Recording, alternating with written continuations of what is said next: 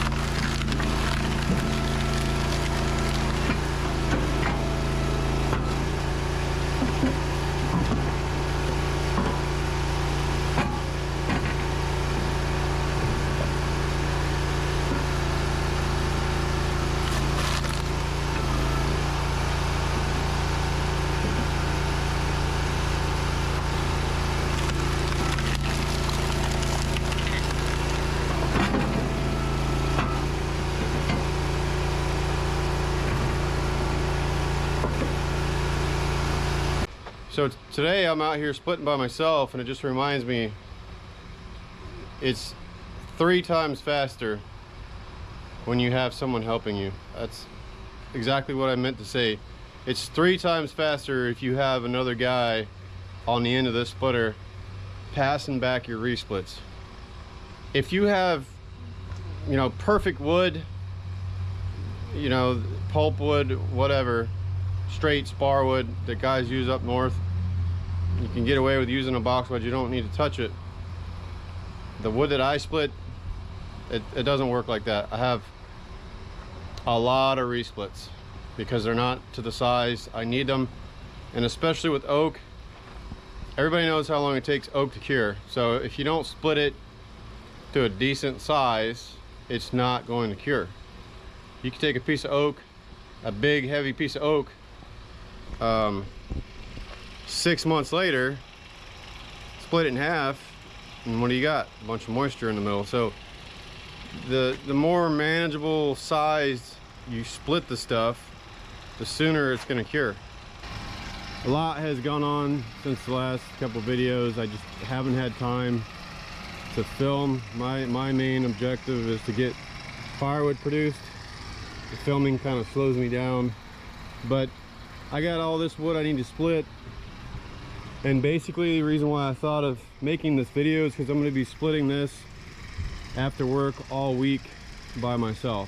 When you're splitting by yourself, you have a lot of resplits to deal with, and half the time you're standing right over here instead of standing over there where you're splitting, which doesn't seem like much, but when half the time you're splitting, you're standing over here dealing with the wood because there's nobody here helping you. This thing is running and burning fuel, which is not the end of the world, but what I do is when I'm splitting, I idle this down. If I'm gonna walk over here and empty this tray, which this tray is not long enough, if you guys are gonna order an Easton made splitter, 2 little bits of information I'd like to pass on. Don't even think about getting a regular 4-way. There's no point. Get a tall 4-way and get the extended catch pan. It's 20 inches longer.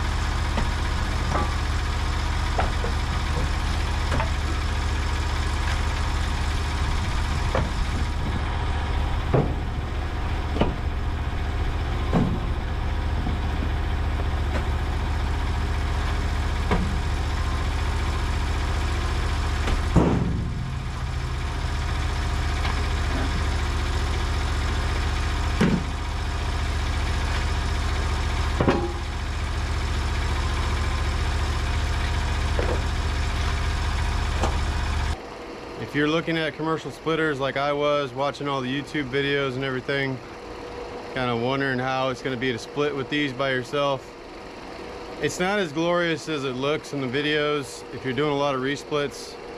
If you're not real particular with the size of the splits that you're doing, then it won't be that bad.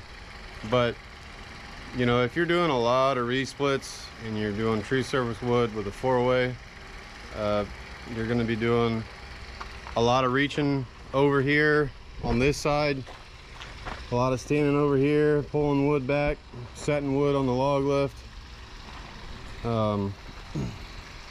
So it's going to split 5 times faster than the box store splitter that you got, but you only have till here, and most of the other manufacturers, their catch pans, catch tray, whatever you want to call it, are not very long. They want you to buy an extension, or like Easton Made has the longer catch trays, which is a whole nother tray.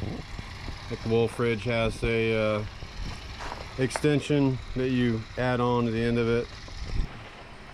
If you're buying a commercial splitter and you don't have a conveyor like me, you're gonna have the same problem that I have, which is obviously you can't keep up with the splitter, so you spend half your time on this end of the splitter dealing with what's coming out of the end of it. So it don't matter what manufacturer you go with. If you get a commercial splitter, these machines push out a ton of wood out of the backside of them, and you got to figure out how to keep up with them. But anyway guys, I appreciate you stopping by, watching the video. If you liked it, thumbs up, subscribe, all that good stuff. We'll see you on the next one, guys.